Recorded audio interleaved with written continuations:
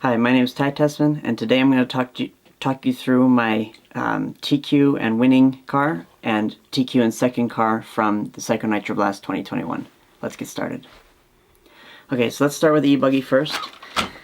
So as you can see, I'm running the zero rebound shocks front and rear, and I do it on both cars. These shocks make the car very stable, very predictable, and easy to drive. And when I say easy to drive, I don't mean it's lazy or it pushes.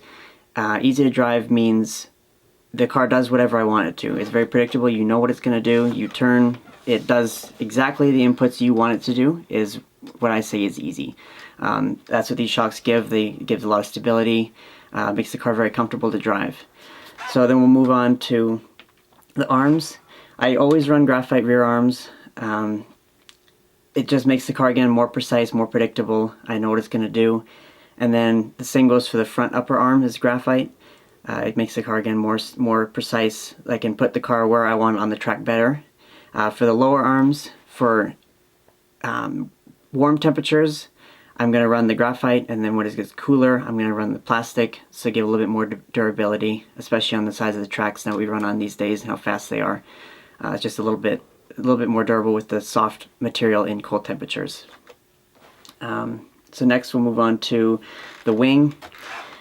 The Lexan wing for me gives the car a good stability at high speed. It doesn't roll over, it really sucks to the ground. It exits the corner much better as well. It's just very stable and predictable too on high speed sections where you're big sweeping corners like PNB had. It just makes the car that much better, I think, especially paired with the new XB8'21 body. Both those, it jumps really well with this body as well. That's another big thing about the new body, is it jumps very well, very stable, and does give the car more overall grip, especially at high speed. So we'll take the body off now. And as you can see, the inside's very stock. It's just how a car comes. I like to run the battery in the back.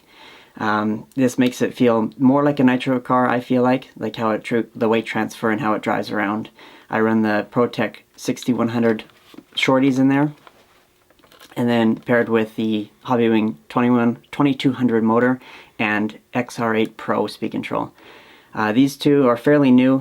Hobbywing just came out with them a little while ago. They really changed how my e-buggy drove and how the power delivery was.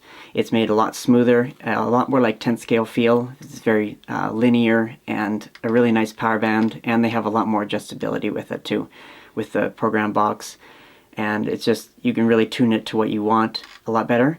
And the Mks 599 steering servo, it gives a great speed, a great feel. I don't need to adjust the speeds on the radio or anything. It just, how it comes is how I run it. And it feels great, and I solid mount them to the radio plate or radio tray, whichever it's in, and I haven't had a problem with them since or yet. So I run them in all my cars, throttle brake one, steering one, all the same servo. Okay, so moving on to the Nitro car. This one again has the zero rebound shocks. One thing I didn't mention before, but they do give more side bite traction too, and that gives the car a better overall grip level.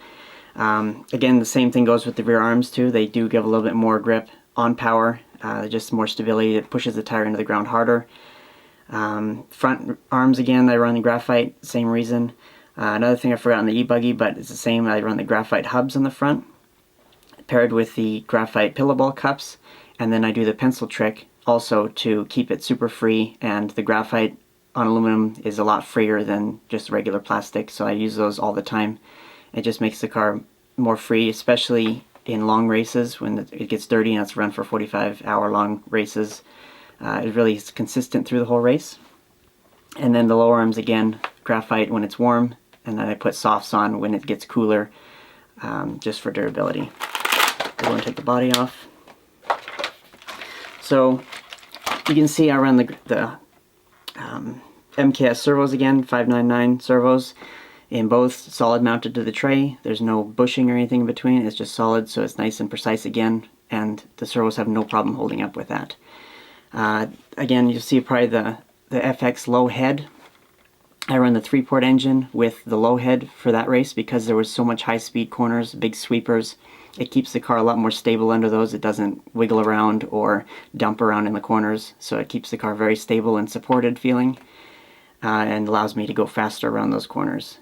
And then I'm running the 2108 pipe, FX pipe, and the medium header. This combination I feel like gives the most top speed for the car, and still a good power band through the whole range. But for that track especially, your car needed to be fast, and my car was plenty fast.